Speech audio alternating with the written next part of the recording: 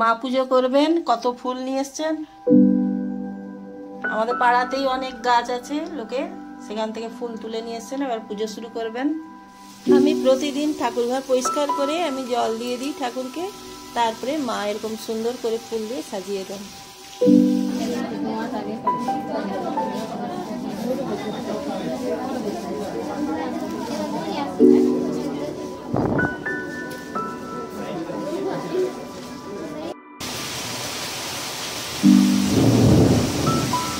Hello বন্ধুরা, বাইরে প্রচন্ড বৃষ্টি।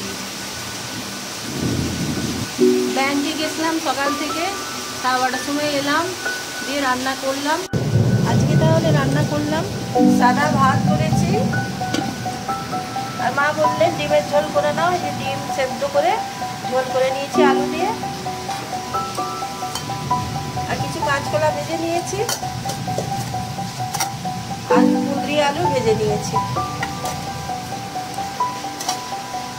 আর এটা উচ্ছে আলু বেগুন সেদ্ধ করে ভাজা লঙ্কা দিয়ে মেখে নিয়েছি। আর কিছু করতে পারলাম না আজকে, অনেক দেরি হয়ে গেছিল। 2:30 বেজে গেছে, এখনো পর্যন্ত বৃষ্টি হচ্ছে।